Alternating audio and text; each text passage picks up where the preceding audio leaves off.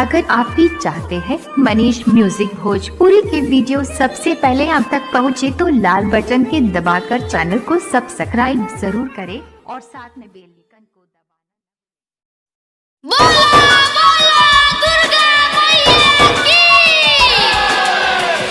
Presented by Manish music Bhojpuri Gaya.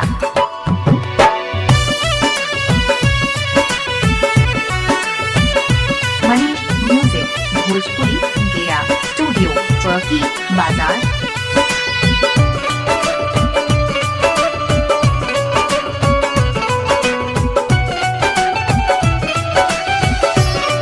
Mix by Manish Sharma. बहत पवन पुरवैया मन मन मुस्काई मोरी मैया। जय माँ जय माँ जय जय जय जय माँ जय माँ जय माँ। बहता पवन पुरवैया मन मन मुस्काई मोरी मैया। रेशम साड़िया में सोने के पटरिया हो शीतली मैया के। रेशम साड़िया में सोने के पटरिया हो शीतली मैया के। तो झुलुहा लागल निमिया डढ़िया हो शीतली मैया के। झुलवा लागल निमिया डढ़िया हो शीतली मैया के।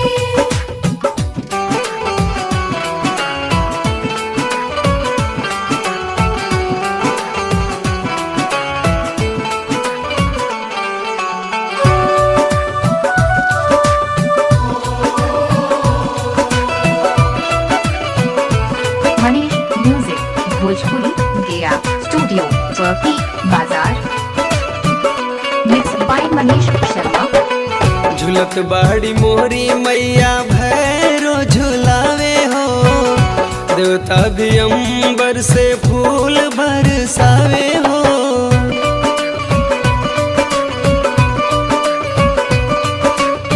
झुलत बाड़ी मोरी मैया भैरो झुलावे हो। देवता भी अंबर से फूल बरसावे हो। गंगा जी के जल से मालिन धोवे ले चौरिया हो शीतली मैया के। गंगा जी के जल से मालिन धोवे ले चौरिया हो शीतली मैया के। तो झुलुहा लागल निमिया डढ़िया हो शीतली मैया के। झुलवा लागल निमिया डढ़िया हो शीतली मैया के।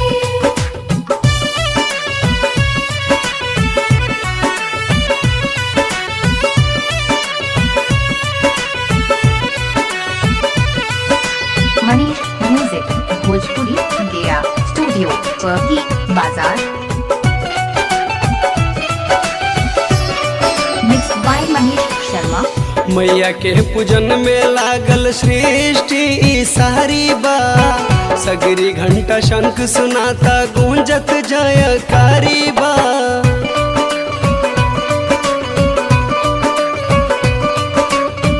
मैया के पूजन में लागल सृष्टि ई सारी बा। सगरी घंटा शंख सुनाता गूंजत जयकारी बा। छोटू अर्जुन संतन भजन गावे दोनों बेरिया हो शीतली मैया के। छोटू अर्जुन संतन भजन गावे दोनों बेरिया हो शीतली मैया के। तो झुलुहा लागल निमिया डढ़िया हो शीतली मैया के। झुलवा लागल निमिया डढ़िया मनीष हो शीतली भोजपुरी मैया गया के। स्टूडियो चौकी बाजार।